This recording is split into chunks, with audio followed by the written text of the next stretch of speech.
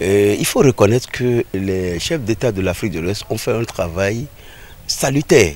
C'est la libre circulation des personnes et des biens. Cela est vraiment à leur actif. C'est le lieu vraiment de les saluer. La situation du Niger, c'est une situation très préoccupante parce que le Niger est un grand pays de l'Afrique de l'Ouest. Il n'est plus à démontrer.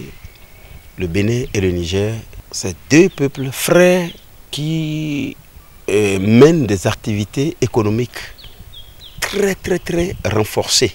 Donc ce qui est arrivé au Niger, forcément, doit donner de l'insomnie au peuple béninois. En ce qui concerne les impacts de cet événement, dans le sous-secteur transport, ce n'est plus à démontrer. Vous avez constaté, nous sommes dans un garage. Oui, vous avez constaté au garage, les camions sont là, ils dorment, il n'y a rien, ça ne bouge pas. Ceux qui sont partis au Niger, sur leur chemin de retour, sont bloqués au Niger. Vous savez, quand il y a fluidité, quand il y a la paix, il y a fluidité, on ne sent pas. Et on ne sent pas la présence des camions.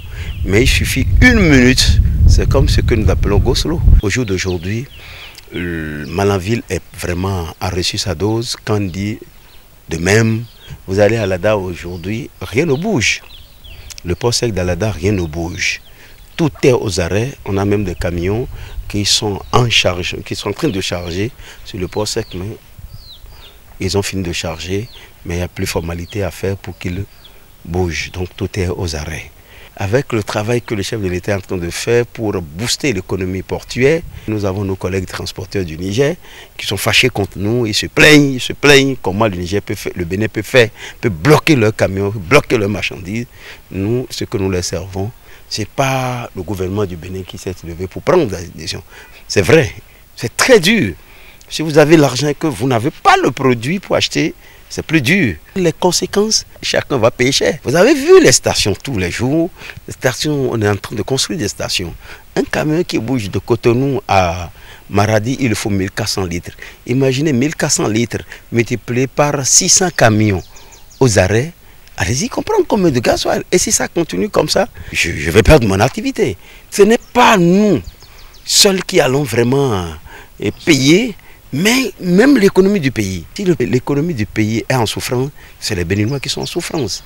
C'est même la vendeuse des beignets qui est en souffrance. Donc, vivement que cette activité, que cette affaire connaisse un dénouement heureux pour le bonheur du Bénin, du Niger et de la sous-région.